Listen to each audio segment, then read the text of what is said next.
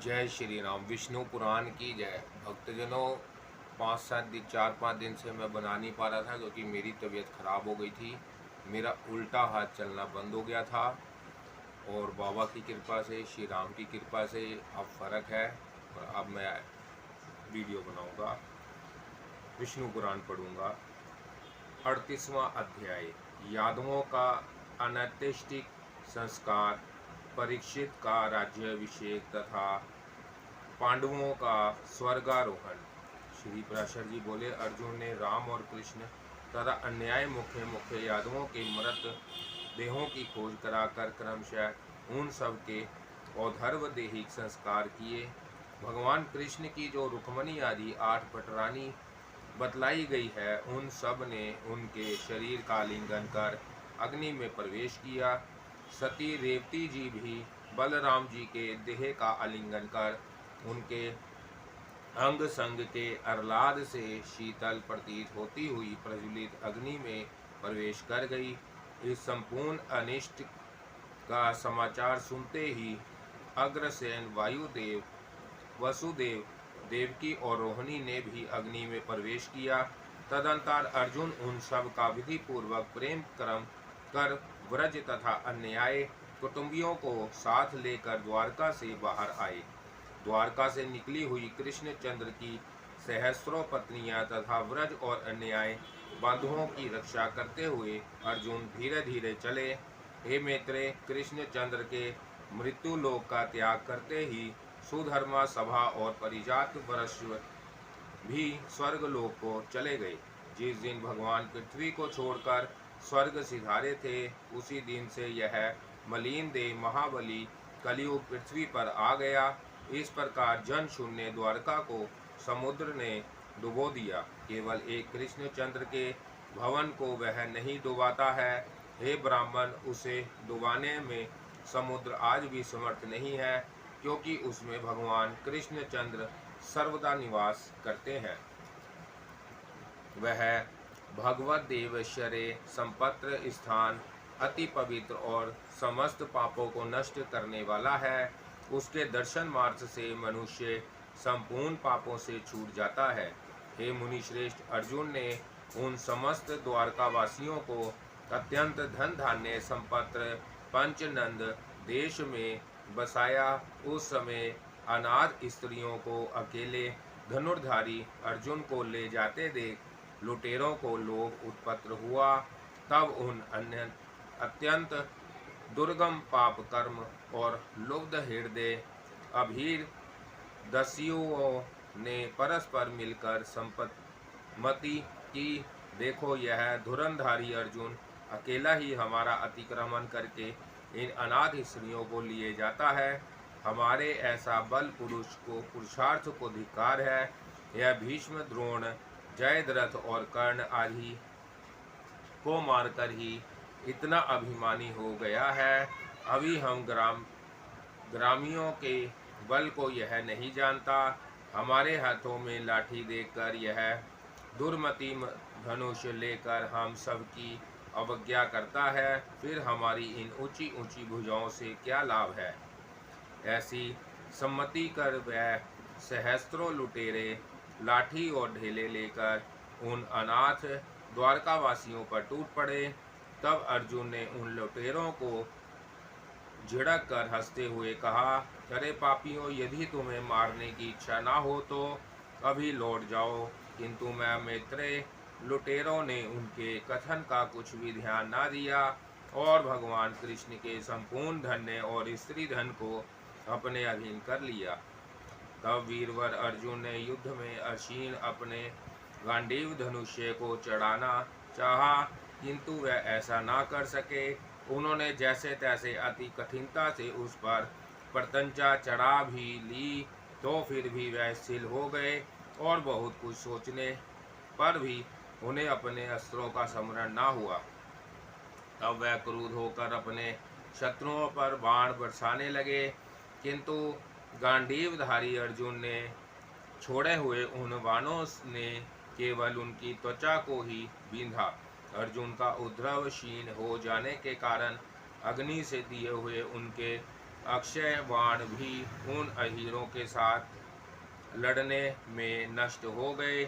तब अर्जुन ने सोचा कि मैंने जो अपने शार समूह से अनेकों राजाओं को जीता था, वह सब कृष्णचंद्र का ही प्रभाव था। अर्जुन के देखते देखते वह अहीर उन स्त्री रत्नों को खींच खींच कर ले जाने लगे तथा कोई कोई अपनी इच्छा अनुसार इधर उधर भाग गई। बाणों के समाप्त हो जाने पर धनंजय अर्जुन ने धनुष की नोक से ही प्रहार करना आरंभ किया, किंतु हे मुने, वह दस्यु गण उन प्रहारों की ओर भी हंसी उड़ाने लगे। हे मुनि श्रेष्ठ, इस प्रकार अर्जुन के देखते देखते वह मलेच्छ गण वृष्टि और अंधकवश की उन समस्त स्त्रियों को लेकर चले गए।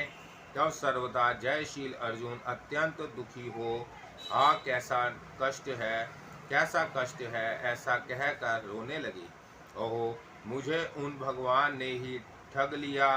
देखो, वही धनुष है, वह ही शस्त्र है, वह ही रथ है, वह ही अक्ष है, किंतु अक्षरोचित को दिए हुए दान के समान आज सभी एक साथ नष्ट हो गए। अहो देव, बड़ा प्रबल है जिसने आज उन महात्मा कृष्ण के ना रहने पर असमर्थ और नीच अहीरों को जय दे दी। देखो, मेरी वह ही भुजाएं हैं, वह मेरी मुष्टि है, वही शान है और मैं वही अर्जुन हूँ। तथापि पुण्य दर्शन कृष्ण के बिना आज सब सारहीन हो गए। अवश्य ही मेरा अर्जुन तब और भीम का भीमत्व भगवान कृष्ण की कृपा से ही था। देखो, उनके बिना आज महारथियों में श्रेष्ठ मुझको तुच्छ अभीरों ने जीत लिया। श्री पराशर जी बोले, अर्जुन इस प्रकार कहते हुए अपनी राजधानी इंद्रप्रस्थ में आए और वहां यादव नंदन व्रज का राज्याभिषेक किया। तदंतर वह विपिनवासी व्यास मुनि से मिले और उन महाभाग मुनिवर के निकट जाकर उन्हें विनय पूर्वक प्रणाम किया। अर्जुन को बहुत देर तक अपने चरणों की वंदना करते देख मुनिवर ने कहा, आज तुम ऐसे कांतिहीन क्यों हो रहे हो? क्या तुमने भेड़ों की धूलि का अनुगमन किया है अथवा ब्रह्मा हत्या की, या तुम्हारी कोई सुदृढ़ आशा भंग हो गई है, जिसके दुख से तुम इस समय इतने श्रीहीन हो रहे हो? तुमने किसी संतान के इच्छुक का विवाह के लिए यातना करने पर निरादर तो नहीं किया, अथवा किसी आगामी स्त्री से रमन तो नहीं किया, जिससे तुम ऐसे तेजोहीन हो गए हो? हे अर्जुन, तुम ब्राह्मणों को बिना दिए मिष्ठान अकेले तो नहीं खा लेते हो, अथवा तुमने किसी कृपण का धन तो नहीं हर लिया है? हे अर्जुन, तुमने सूप की वायु का तो सेवन नहीं किया? क्या तुम्हारी आंखें दुखती हैं, अथवा तुम्हें किसी ने मारा है? तुम इस प्रकार श्रीहीन कैसे हो रहे हो? तुमने नख जल का स्पर्श तो नहीं किया? तुम्हारे ऊपर घड़े से छिलके हुए जल की छींटें तो नहीं पड़ गई, अथवा तुम्हें किसी हीन बल पुरुष ने युद्ध में पराजित तो नहीं किया? फिर तुम इस तरह हतप्रभ कैसे हो रहे हो? श्री पराशर जी बोले, तब अर्जुन ने दीर्घ निश्वास छोड़ते हुए कहा, भगवान सुनिए। ऐसा कहकर उन्होंने अपने पराजय का संपूर्ण वृत्तांत व्यास जी को ज्यों का त्यों सुना दिया। अर्जुन बोले, जो हरि मेरे एकमात्र बल, तेज, वीर्य, पराक्रम, श्री और कांति थे,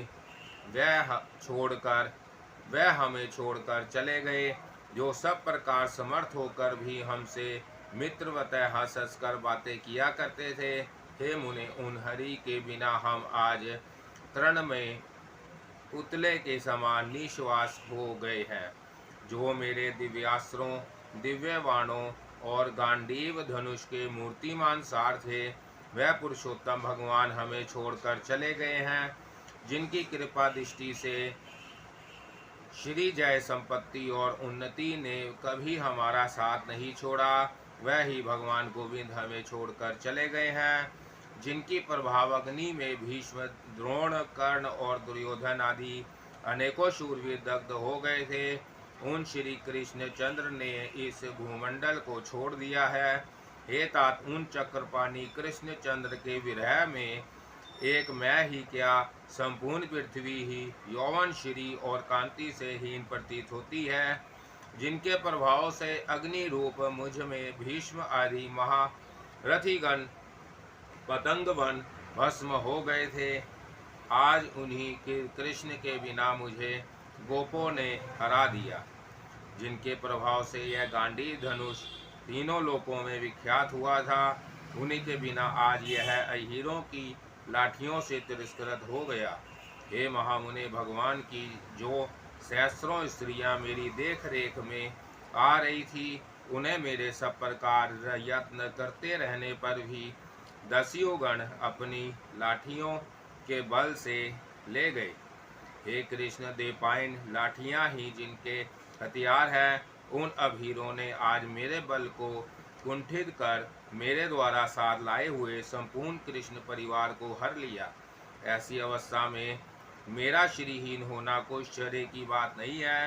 हे पितामह, आश्चर्य तो यह है कि नीच पुरुषों द्वारा अपमान पंख में सनकर भी मैं निर्जल अभी जीवित ही हूँ। श्री व्यास जी बोले, हे पार्थ, तुम्हारी लज्जा व्यर्थ है, तुम्हें शोक करना उचित नहीं है। तुम संपूर्ण भूतों में काल की ऐसी ही गति जानो। हे पांडव, प्राणियों की उन्नति और अवनति का कारण काल ही है तथा हे अर्जुन, इन जय पराजयों को काल के अधीन समझकर तुम स्थिरता धारण करो। नदियाँ, समुद्र, गिरिगण, संपूर्ण पृथ्वी, देव, मनुष्य, पशु, वृक्ष और सरीसर्प आदि संपूर्ण पदार्थ काल के ही रचे हुए हैं और फिर काल ही से ये क्षीण हो जाते हैं। अतः इस सारे प्रपंच को कालात्मत्व जानकर शांत हो। हे धनंजय, तुमने कृष्ण चंद्र का जैसा महत्व में बतलाया है वह सब लय ही है, क्योंकि कमल नंदन भगवान कृष्ण साक्षात काल स्वरूप ही हैं। उन्होंने पृथ्वी का भार उतारने के लिए ही मृत्युलोक में अवतार लिया था। एक समय पूर्व काल में पृथ्वी भाराक्रांत होकर देवताओं की सभा में गई थी। काल स्वरूप श्री जनार्दन ने उसी के लिए अवसर लिया था। अब संपूर्ण दुष्ट राजा मारे जा चुके, अतः वह कार्य संपन्न हो गया। हे पार्थ, वृनिश और अंधक आदि संपूर्ण यदुकुल का भी उपसंहार हो गया। इसलिए उन प्रभु के लिए अब पृथ्वी तल और कुछ भी कर्तव्य नहीं रहा। अतः अपना कार्य समाप्त हो चुकने पर भगवान स्वेच्छानुसार चले गए। यह देव प्रभु सर्ग के आरंभ में सृष्टि रचना करते हैं, स्थिति के समय पालन करते हैं और अंत में ये ही उसका नाश करने में समर्थ हैं, जैसे इस समय वह चले गए हैं। अतः हे पार्थ, तुमने अपनी पराजय से दुखी ना होना चाहिए, क्योंकि अभ्युदय काल उपस्थित होने पर ही पुरुषों से ऐसे कर्म बनते हैं जिनसे उनकी स्तुति होती है। हे अर्जुन, जिस समय तुम अकेले ने ही युद्ध में भीष्म, द्रोण और कर्ण आदि को मार डाला था, वह क्या उन वीरों का कालाक्रम से प्राप्त ही हीन बल पुरुष से पराभव नहीं था। जिस प्रकार भगवान विष्णु के प्रभाव से तुमने उन सब को नीचा दिखलाया था, उसी प्रकार तुझे दस्युओं से दबाना पड़ता है। हे जगतपति देवेश्वर ही शरीरों में प्रविष्ट होकर जगत की स्थिति करते हैं, वह ही अंत में समस्त जीवों का नाश करते हैं। हे कौन्ते, जिस समय तेरा भाग्योदय हुआ था उस समय श्री जनार्दन तेरे सहायक थे, और जब उसका अंत हो गया तो तेरे विपक्षियों पर श्री केशव की कृपा दृष्टि हुई है। तू गंगा नंदन भीष्म पितामह के सहित संपूर्ण कौरवों को मार डालेगा, इस बात को कौन मान सकता था? और फिर यह भी किसे विश्वास होगा कि तू अब हीरों से हार गया? हे पार्थ, यह सब सर्वात्मा भगवान की लीला का ही कौतुक है कि तुझ अकेले ने कौरवों को नष्ट कर दिया और फिर स्वयं हीरो से परिजात हो गया। हे अर्जुन, तू जो उन दुष्यों द्वारा हरण की गई स्त्रियों के लिए शोक करता है, सो मैं तुझे उसका यथावत रहस्य बतलाता हूँ। एक बार पूर्व काल में विप्रवर अष्टवक्र जी सनातन ब्रह्मा की स्तुति करते हुए अनेकों वर्ष तक जल में रहे। उसी समय दैत्यों पर विजय प्राप्त करने से देवताओं ने सुमेरु पर्वत पर एक महान उत्सव किया। उसमें सम्मिलित होने के लिए जाती हुई रंभा और तिलोत्तमा आदि सैकड़ों हजारों देवनांगाओं ने मार्ग में उन मुनिवर को देखकर उनकी अत्यंत स्तुति और प्रशंसा की। हे देवंगनाएं, उन जटाधारी मुनिवर को कंठ पर्यंत जल में डूबे देखकर विनय पूर्वक स्तुति करती हुई प्रणाम करने लगी। हे कौरव श्रेष्ठ, जिस प्रकार हे द्विज श्रेष्ठ अष्टावक्र जी प्रसन्न हो, उसी प्रकार वह अप्सराएं उनकी स्तुति करने लगी। अष्टावक्र जी बोले, हे महाभागाओं, मैं तुमसे प्रसन्न हूँ। तुम्हारी जो इच्छा हो मुझसे वही वर मांग लो। मैं अति दुर्लभ होने पर भी तुम्हारी इच्छा पूर्ण करूँगा। तब रंभा और तिलोत्तमा आदि वैदिकी अप्सराओं ने उनसे कहा, हे द्विज, आपके प्रसन्न हो जाने पर हमें क्या नहीं मिल गया। तथा अन्य अप्सराओं ने कहा, यदि भगवान हम पर प्रसन्न है तो हे विप्रेंद्र, हम साक्षात पुरुषोत्तम भगवान तो पति रूप से प्रसन्न प्राप्त करना चाहती हैं। श्री व्यास जी बोले, तब ऐसा ही होगा। यह कहकर मुनिवर अष्टावक्र जल से बाहर आए। उनके बाहर आते समय अप्सराओं ने 8 स्थानों में टेढ़े उनके कुरूप देह को देखा। उसे देखकर जिन अप्सराओं की हंसी छिपाने पर भी प्रकट हो गई, हे कुरुनंदन, उन्हें मुनिवर ने क्रुद्ध होकर यह शाप दिया, मुझे कुरूप देखकर तुमने हंसते हुए मेरा अपमान किया है, इसलिए मैं तुम्हें यह शाप देता हूँ कि मेरी कृपा से श्री पुरुषोत्तम को पति रूप से पाकर भी तुम मेरे शाप के वशीभूत होकर लुटेरों के हाथों से में पड़ोगी। श्री व्यास जी बोले, मुनि का यह वाक्य सुनकर उन अप्सराओं ने उन्हें फिर प्रसन्न किया। तब मुनिवर ने उनसे कहा, उसके पश्चात तुम फिर स्वर्ग लोक में चली जाओगी। इस प्रकार मुनिवर अष्टावक्र के शाप से ही वह देवंगनाएं श्री कृष्ण चंद्र को पति पाकर भी फिर दासियों के हाथ में पड़ी है। हे पांडव, तुझे इस विषय में तनिक भी शोक ना करना चाहिए, क्योंकि उन अखिलेश्वर ने ही संपूर्ण यादुकुल का उपसंहार किया है तथा तुम लोगों का अंत भी अब निकट ही है। इसलिए उन सर्वेश्वर ने तुम्हारे बल, तेज, वीर्य और महात्मा का संकोचन खोज कर दिया है। जो उत्पन्न पत्र हुआ है उसकी मृत्यु निश्चित है। उत्पत्र का पतन अवश्य भावी है। संयोग का अंत वियोग ही है तथा संजय के अनंतर क्षय होना सर्वथा निश्चित ही है। ऐसा जानकर जो बुद्धिमान पुरुष लाभ या हानि में हर्ष अथवा शोक नहीं करते, उन्हीं की चेष्टा का अवलंबन कर अन्य मनुष्य भी अपना वैसा आचरण बनाते हैं। इसलिए हे नरेश्वर, नरश्रेष्ठ, तुम ऐसा जानकर अपने भाइयों से ही संपूर्ण राज्यों को छोड़कर तपस्या के लिए वन को जाओ। अब तुम जाओ अथवा धर्मराज युधिष्ठिर से मेरी ये सारी बातें कहो और जिस तरह परसों भाइयों सहित वन को चले जा सके वैसा यत्न करो। मुनिवर व्यास जी के ऐसा कहने पर अर्जुन ने आकर पृथुपुत्र तथा यमजों से उन्होंने जो कुछ जैसा जैसा देखा और सुना था सब ज्यों का त्यों सुना दिया। उन सब पांडु पुत्रों ने अर्जुन के मुख से व्यास जी का संदेश सुनकर राज्यपद परीक्षित को अभिषिक्त किया और स्वयं वन को चले गए। हे मैत्रेय, भगवान वासुदेव ने यदुवंश में जन्म लेकर जो जो लीलाएं की थी वह सब मैंने विस्तार पूर्वक तुम्हें सुना दी। जो पुरुष भगवान कृष्ण के इस चरित्र को सर्वदा सुनता है वह संपूर्ण पापों से मुक्त होकर अंत में विष्णु लोक को जाता है।